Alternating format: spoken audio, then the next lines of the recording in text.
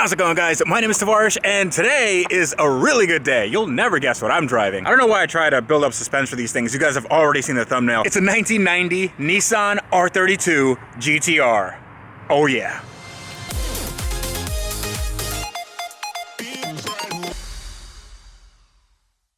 So if you guys are new to the channel, thank you so much for watching. I really hope you enjoy it. Today is gonna be an awesome day because I'm actually driving a car, and that's kind of rare on my channel, but I'm gonna try to do it more and more often. You see, sometimes I get cars that aren't mine in my garage, but people want me to give my driving impressions and what the whole experience of the car is like, and this is gonna be a fun one because this is a 1990 Nissan Skyline GT-R, and this is not mine, unfortunately, but it was provided to me by the guys at Prime Driven.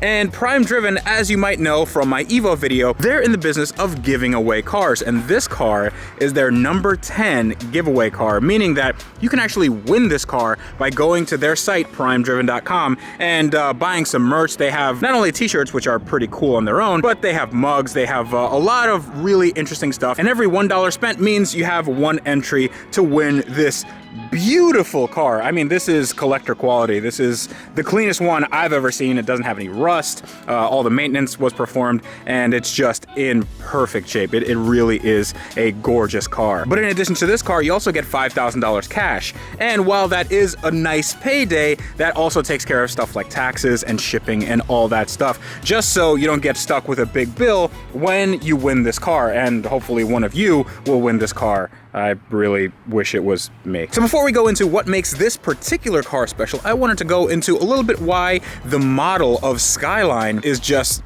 one of the best, most iconic cars ever made. So contrary to popular belief, this was not the first Skyline. A lot of people think that this was the Genesis, the Godzilla, but no, the Skyline brand has been around since the 50s and even around before Nissan took control, because this used to be a model for the Prince Motor Company. And then that evolved into the Nissan Skyline when those two companies merged in the late 60s. So this wasn't actually the first GT-R. There were actually a few GT-Rs before this, but this has a lot of really cool firsts that I'll go over in a few minutes. But the first Skyline GT-R, or in the Japanese pronunciation, Skyline, I'm not making fun of any Japanese people, that's actually how it's pronounced. The first Skyline was made in 1969, and it was known as the PGC-10, but it was known by fans as the Hakosuka, or if you live in Minnesota, Hakosuka. And that car, like all the GT-Rs, were originally designed to go racing. These were homologation race cars, essentially, and these were designed with that in mind. Now flash forward to the power-crazed 80s and you get this. This is the R32 model,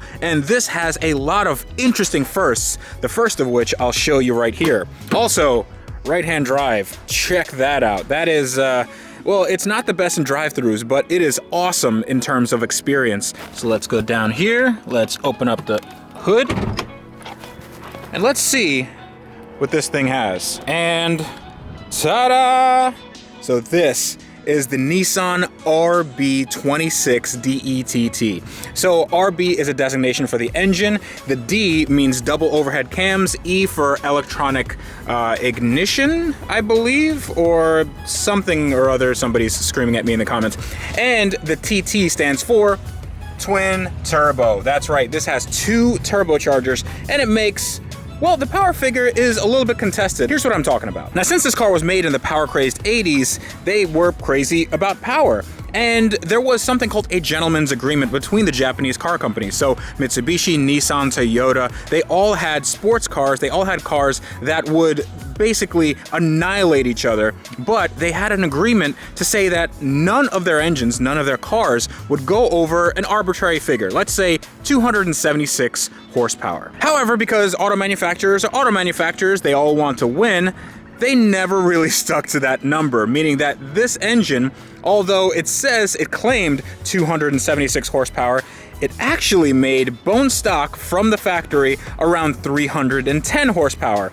And that is detuned because they originally made this engine to be competitive in a racing environment, meaning that this was designed to be 500 horsepower. But when they put it in this car, they detuned it with ECU and exhaust and boost pressure. So it made around 300 horsepower, but with a little bit of modding, this thing was a complete powerhouse. So the eagle-eyed amongst you will see that this is not a stock engine. This has a little bit of that lost power back. You have these Apexi intakes, you have a bigger radiator so it doesn't overheat even with large amounts of boost, and it has some aftermarket Tane flex coilovers. These are actually very good. They are adjustable, I believe, in dampening and also ride height. Coming back here, we have an HKS high power catback exhaust, which does sound pretty good, and it is quite pricey.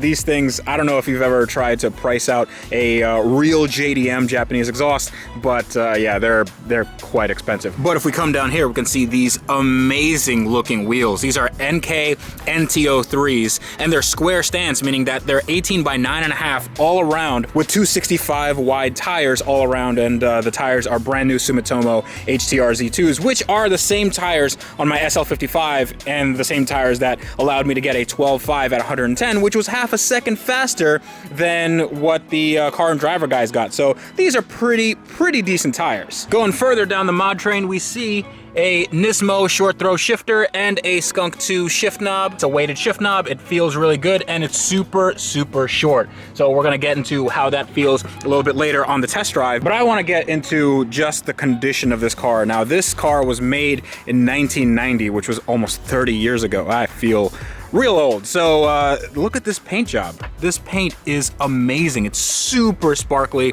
There's no blemishes and no rust. So these have a problem with rusting. These early 90s cars, actually 80s and 90s cars from Japan, they are notoriously thin-skinned, and they don't like having any salt or anything underneath, but it is just so clean. They usually rust around these wheel arches. I mean, for a car that is being given away, I can't imagine something better than this. Also, a lot of you will have known this from my Evo review, but I am in love with cars with a rear wiper. Why don't more cars have this? This makes no sense. This is basically a sedan body, and they have a rear wiper. America, get on this. Do this. This is very useful. All right, enough of me ranting about this car. Let's go and drive it. All right, getting into a right-hand drive car is always a little bit weird because even though I'm used to getting into the passenger side on a regular left-hand drive car, now you have a steering wheel in the way, and that steering wheel means you have to do a kind of a little curtsy with your left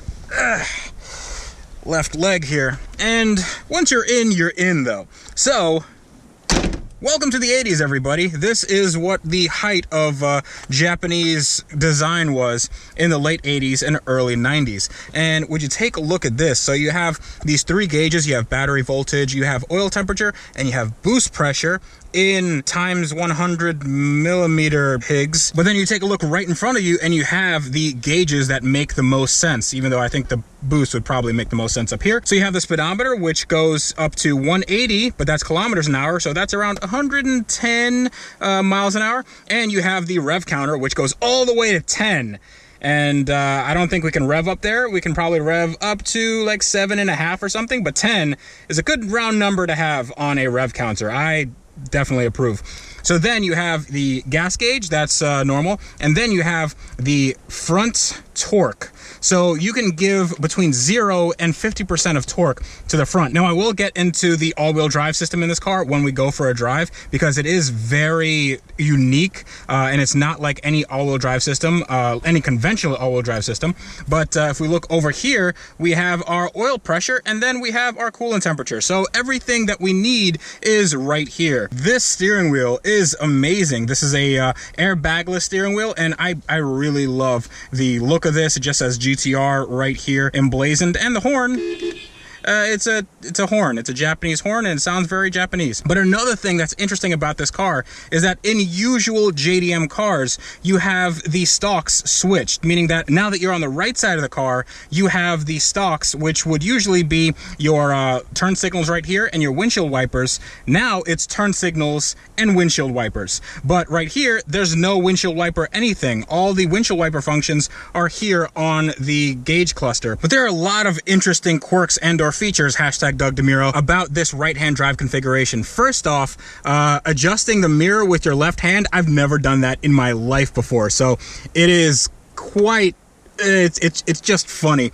Also, shifting is its own little battle, but once you get used to it, it becomes second nature, and it actually feels quite good. So if we go down here, we can see the climate control, automatic climate control in 1990. That's sort of insane. And you have your tape deck, and I have not tried this because this has Japanese frequencies, which we don't get in the US, so you can't actually pick up any radio stations, which is a bummer, but this is part of the Japanese JDM experience. So enough of me rambling, let me start the car. Also, take a look at this key. Just says GT-R on it. It's looks like it's made of aluminum. It's just awesome. So, and okay, and we start. Ooh, and it is nice and quiet. It's super quiet. I believe it still has the stock cats on it. It doesn't have any sort of really aggressive exhaust, but it does have that HKS high power catback. So you can hear it a little bit, which we definitely will on the drive. But before we drive, take a look at this. I love this switchgear. I've never seen it like this with the driver's side in front of the passenger side, which makes it super easy to do both down or both up. Also, you have automatic up in a car from 1990. That's sort of cool. And also in a car from 1990, check this out. Yeah. Wow, we're living in the future, ladies and gentlemen. Living in the future. All right, let's roll these windows up. Let's make sure that we don't have any wind noise. And let's buckle our seatbelts from the other side. And let's head out. So this has a carbon twin disc clutch, which would usually mean that it's jerky or it's just very on and off like a race clutch. This is one of the smoothest clutches, bar none, that I've ever had the pleasure of driving. This is smoother than stock, if you can believe that. So we put the clutch in, put it in first, and away we go. It's super duper easy. So another thing that's weird about right-hand drive, I mean, this isn't weird about this car, it's just, oh, squirrel in the road. Come on, little squirrel. Come on, buddy. There we go. Up. Okay, there we go. So one thing that's really interesting about right-hand drive is that when you shift, it starts feeling second nature. So I'm going to third to fourth, and that's pretty easy. But the weird one is third to second. So let's go back to third, and then let's go back to second. So second is away from you, and you have to use these muscles that you've not used pretty much ever in your life. And takes a little bit of getting used to, especially with something like this, like the Nismo short throw shifter that I have here. But once you get it, it feels so good. Now the power delivery of this car is just otherworldly. It's not supercar quick, but it can be. And that's the whole point of cars like this. These are detuned race cars. And although some other sports cars from this era from Japan were made to compete with the likes of, let's say, the RX-7 or the Supra or even the Corvette here in America, this one was designed to compete with the Porsche 959. And boy, howdy, can you tell. This is definite race car stuff. So one thing that's a minor gripe with me and this car is the fact that it's a 5-speed. And the later iterations of these, the R33s and R34s, had a 6-speed manual transmission, which gave it an overdrive that it desperately needs. So right now, I'm doing about 60 miles an hour, something like that, 100 kilometers an hour, and I'm going around just under 3,000 RPMs, which is a little higher than I'd like to be. I think with a 6th gear, it would get to around 2,000, and you can get better fuel economy with that. But the fuel economy with this, being a 2.6 liter inline 6, and when you're not really into the boost too much, it's actually not that bad. Right now I have a little more than a quarter tank, and I don't anticipate driving that much that I wear that down in this drive. So now that we're basically just cruising, I can tell you about the all-wheel drive system in this car. And the all-wheel drive system is very, very unique. What I love about it is the fact that it's not really all-wheel drive. This is a rear-wheel drive car with some part-time all-wheel drive functionality. So this has the Atessa ETS all-wheel drive system. And the Atessa, I might have to look this up, but I believe it's Advanced Traction Technology Entertainment. It stands for Advanced Total Traction Engineering System for All Terrain. And I totally didn't just look that up on my phone. So it also has an ETS system, which is electronic torque split. And what that means is it has a traditional rear-wheel drive transmission, meaning that the drive goes directly to the rear wheels, but there's a transfer case that has an electronic clutch, which is controlled by a computer and a pump, and that puts up to 50% of the drive power to the front wheels. But one interesting thing is that the more you push this car, the more it becomes rear-wheel drive. So it actually pushes towards oversteer than understeer, like other cars that are all-wheel drive. Oversteer is when the passenger's scared, understeer is when the driver's scared. The one thing that this car has mastered is the fact that there's really not a lot of turbo lag. In the late 80s and 90s, there were a lot of cars with turbos and lots of high power figures.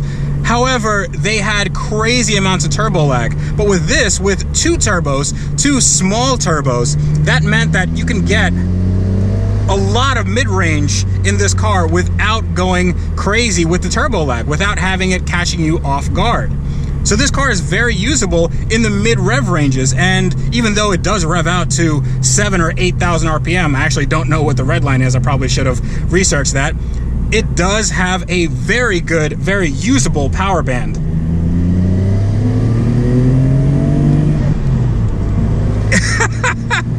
It is so good.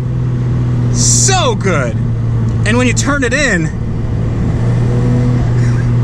you get that just hint of body roll because this suspension is set up for a more comfortable feel. These are Tane Flex coilovers, and these are actually the same coilovers that I had in my old 3000 GT VR4. And you can set them to basically race car stiff or very comfort grandma mode. And I don't think we're at grandma mode, but we're definitely not at race car stiff either.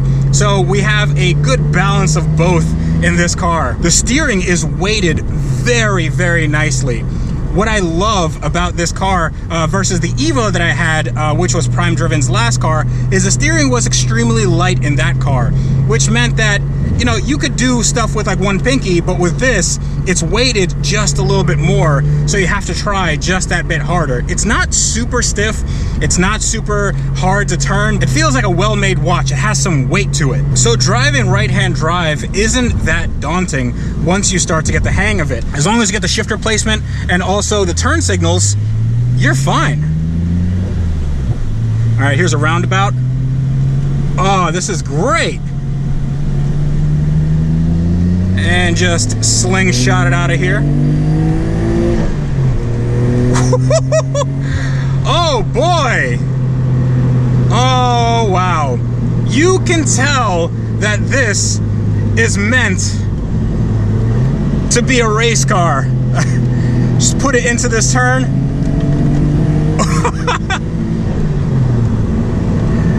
Oh yeah. And you get a little pop from the exhaust back there every once in a while, just to remind you that it's there.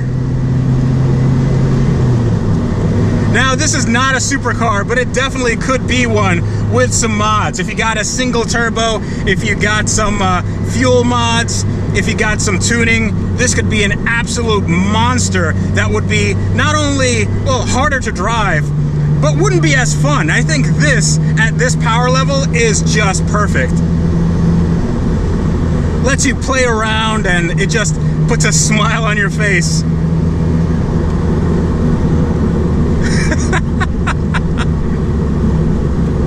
And when you get the downshifts right, oh, it's so rewarding.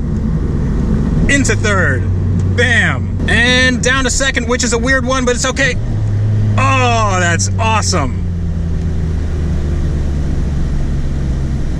And we got a little traffic, but that's all right because I am in a right-hand drive masterpiece with only 76,000 kilometers, by the way. I think that's around 47,000 miles.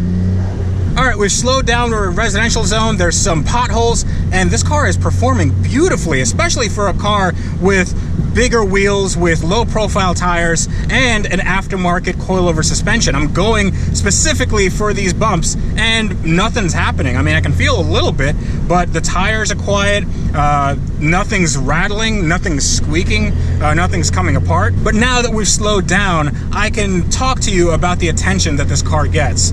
Now, this isn't a Lamborghini or Ferrari where most people will know that that is something really special. This car is gray, it's a Nissan, it has that 90s look, so not a lot of people are gonna know what it is. But for the people that do know what it is, they will freak out. I mean, I've had people follow me in their cars just to give me a thumbs up.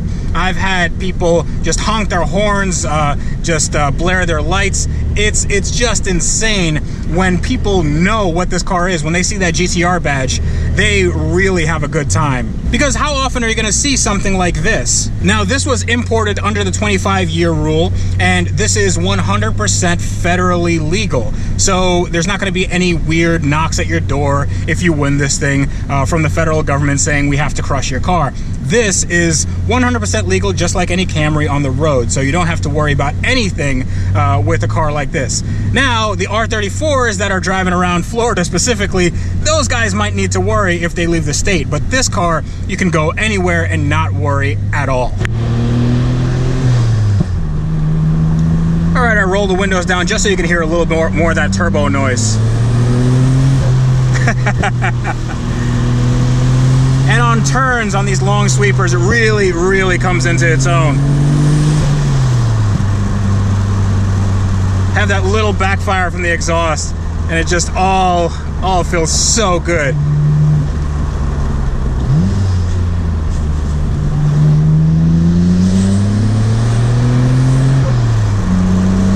Oh yeah.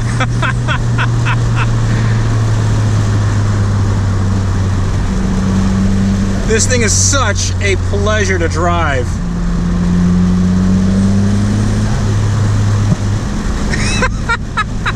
So let's see where that red line is, shall we? 8,000 RPM! And it just wants to go and go. This thing is amazing. And those brakes, those brakes are pretty dang good.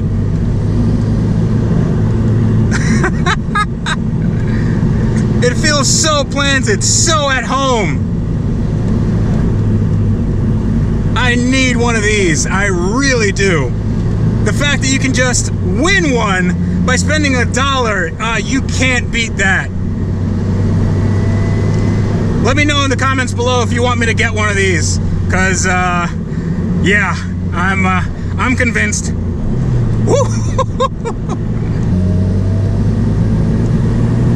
Boost! And one more time for old time's sake. Let's go! 6, 7, 8,000 RPM. Oh boy! That is a lot of fun, ladies and gentlemen. That is a lot of fun. And you can do it without breaking the speed limit. You don't have to go a billion miles an hour to enjoy this car. This car is totally usable under any sort of county road speed limits. Man. All right, I'm gushing. I think it's time to end the video. All right, that was a fun drive. I am completely smitten with this car. This is Godzilla. This is the genesis of the R33, R34, and R35. So the fact that you can win one of these cars, shout out to Prime Driven, link in the description below. Go check it out, and you can get this exact car. I really wish it was me who was winning this car, and I'm actually gonna look for these cars for sale because I'm now very jealous. But until next time, this is me reminding you guys that on cars like this, actually not on cars like this, because this car doesn't really need anything, but on cars like mine that do need a lot of work, you guys need to wrench every day.